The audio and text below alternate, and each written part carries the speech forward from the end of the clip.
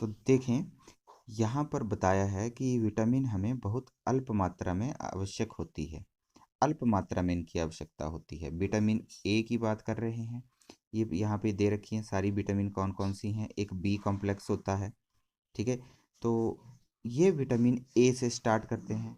ये हमें हमारी त्वचा और आँखों को स्वस्थ रखता है, ठीक है। विटामिन सी बहुत से रोगों से लड़ने में हमारी मदद करता है। विटामिन सी का क्या काम है? रोगों से लड़ने में सहायता। तो आपने कॉपी पर नोट करना है, विटामिन ए त्वचा तथा आँखों के लिए आवश्यक है। विटामिन सी रोगों से लड़ने में हमारी सहायता करता है। और देखिए विटामिन डी, ये हमारी हड्डियों और दांतों के लिए आवश्यक है। लेकिन हमने पढ़ा है हड्डियों और दांतों के लिए तो कैल्शियम आवश्यक है। तो फिर विटामिन डी क्यों? अब अगर हमने भोजन में कैल्शियम लेनी है, हमारे भोजन में कैल्शियम है, वो हमारे शरीर में उपयोग होकर अस्थियों और दांतों को मिल जाए, अस्थियों और दांतों को मिल जाए ये कैल्शियम, तो हमें किस चीज़ की आवश्यकता है? विटामिन डी की। अगर हमारे शरीर में विटामिन डी नहीं होगा तो कैल्शियम लेते रहो आप, तो शरीर में पचेगा ही नहीं। तो विटामिन डी किस लिए आवश्यक है? ताकि कैल्शियम का उपयोग हमारे शरीर में हो सके अच्छे से, और वो कैल्शियम हमारी हड्डियों और दांतों को मजबूत बना सके। तो विटामिन डी की आवश्यकता होती है।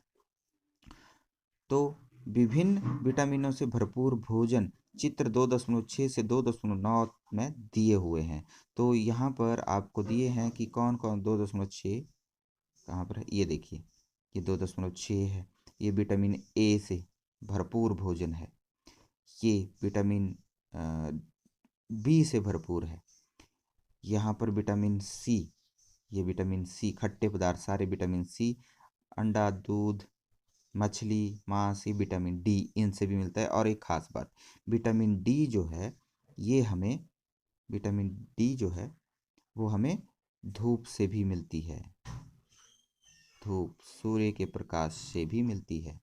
इसके अलावा हमें यहाँ पर देखिए, ये प्रोटीन के स्रोत हैं। ये याद करने, देखने आपने, चित्र बनाने हैं और लिखने भी हैं, आप लोगों ने चित्र बनाने हैं। साथ में ये है, ये सब प्रोटीन, कार्बोहाइड्रेट भी है इसमें। इसमें प्रोटीन प्रचुर मात्रा में है, प्रोटीन ज़्यादा मात्रा में है इन चीज़ों में।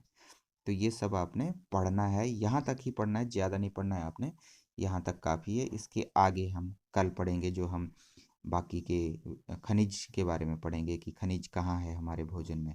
तो ये हम कल से स्टार्ट करेंगे। आज सिर्फ आपने यहाँ तक विटामिन और कार्बोहाइड्रेट और प्रोटीन के बारे में ही पढ़ना है। वो हमारे शरीर के लिए क्यों आवश्यक हैं, क्या देते हैं हमारे शरीर में।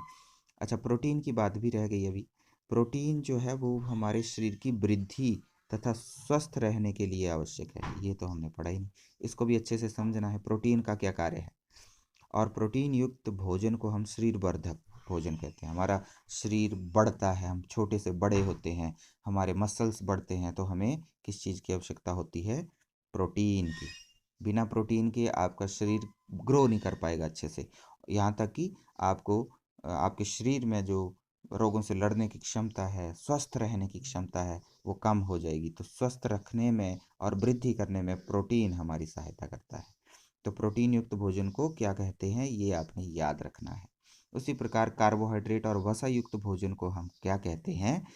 इसे भी हम कहते हैं ऊर्जा देने वाले भोजन। ये कौन से हैं? कार्बोहाइड्रेट और वसा जिनमें होती है। यहाँ पर है हमारे पास, ये कार्बोहाइड्रेट के स्रोत हैं, ये वसा के स्रोत हैं। तेल वगैरह, तेली पदार्थों में वसा होती है। ये यहाँ पर ये सब मिलता है इसमें, हमें प्रोटीन भी मिलती है, वसा भी है, और कार्बोहाइड्रेट भी होता है। तो काफ़ी आप, उम्मीद है आप लोग इसको अच्छे से पढ़ेंगे, समझेंगे और मेरे द्वारा पूछे गए प्रश्नों के उत्तर भी देंगे।